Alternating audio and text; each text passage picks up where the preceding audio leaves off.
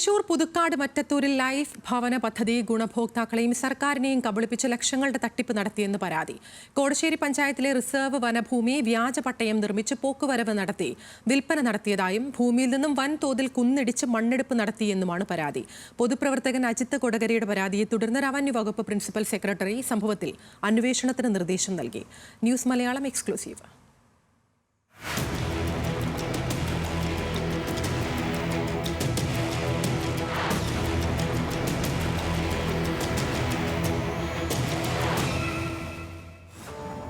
തൃശൂർ മറ്റത്തൂർ പഞ്ചായത്തിലെ വാർഡ് 17 ഇത്തുപാടത്തെ സംരക്ഷിത വനഭൂമി വ്യാജപട്ടയം ഉപയോഗിച്ച് സ്വകാര്യ വ്യക്തി സ്വന്തമാക്കിയെന്നും ലൈഫ് ഭവന പദ്ധതി ഗുണഭോക്താക്കളെ തെറ്റിദ്ധരിപ്പിച്ച് വിൽപ്പന നടത്തിയെന്നുമാണ് പരാതി.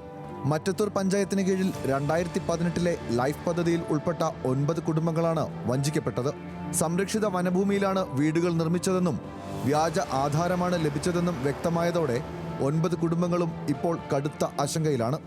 ഞങ്ങൾക്ക് താമസിക്കാൻ കൂലാമാലില്ലാണ്ട് ഞങ്ങൾക്ക് ജീവിതകാലം ഞങ്ങളുടെ മക്കൾക്കും ജീവിക്കാനുള്ള ഈ ഭൂമി ഞങ്ങളുടെയാണെന്നുള്ളൊരു അവകാശപ്പെട്ട ഭൂമി ഞങ്ങൾക്ക് വേണം.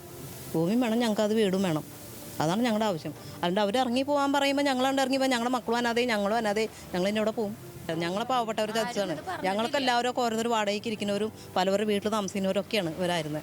അപ്പോൾ ഒരു വീടെന്ന് പറയുമ്പോൾ അതൊരു സ്വപ്നമാണല്ലോ എല്ലാവരുടെയും. ഇപ്പോഴും ഒരു വാടകയ്ക്ക് ഇരിക്കണം, കഞ്ഞി കുടിക്കാൻ വഴിയില്ലാത്തവർ വാടകയ്ക്ക് ഇരിക്കുകയാണ്. ആ വീട് റെഡിയാക്കാൻ പറ്റിയിട്ടില്ല. കോടശ്ശേരി വില്ലേജിന്റെ പരിധിയിൽപ്പെട്ട റിസർവ് വനഭൂമി വ്യാജപട്ടയം നിർമ്മിച്ച് പോക്കുവരവ് നടത്തി വിൽപ്പന നടത്തിയെന്നും വിൽപ്പനയ്ക്ക് മുമ്പ് ഭൂമിയിൽ നിന്നും വൻതോതിൽ കുന്നിടിച്ച് മണ്ണെടുപ്പ് നടത്തിയെന്നുമാണ് പരാതിക്കാരനായ അഡ്വക്കേറ്റ് അജിത് കൊടകര ആരോപിക്കുന്നത്. കോടശ്ശേരി വില്ലേജിൽ ഉൾപ്പെട്ട മറ്റത്തൂർ വില്ലേജിൽ പോക്കുവരവ് നടത്തിയതിലും ലൈഫ് പദ്ധതിയുടെ ഇളവുകൾ ഉപയോഗിച്ച് വിൽപ്പന നടത്തിയതിനും പിന്നിൽ വൻ അഴിമതിയുണ്ടെന്നും അജിത് കൂട്ടിച്ചേർത്തു. ഈ ഭൂമിയുടെ 937 സർവേ നമ്പർ. ഈ 937 മറ്റത്തൂർ വില്ലേജിൻ്റെ സർവേ നമ്പർ കിടക്കുന്നത് ഇവിടെയല്ല, ചെമ്പുച്ചിറ ഭാഗത്താണ്. അത് പാടാണ്. ഒരു കാരണവശാലും ഇത് പാടാവില്ലല്ലോ. അപ്പോഴാണ് നമ്മളിത് അന്വേഷിക്കാൻ തുടങ്ങിയത്.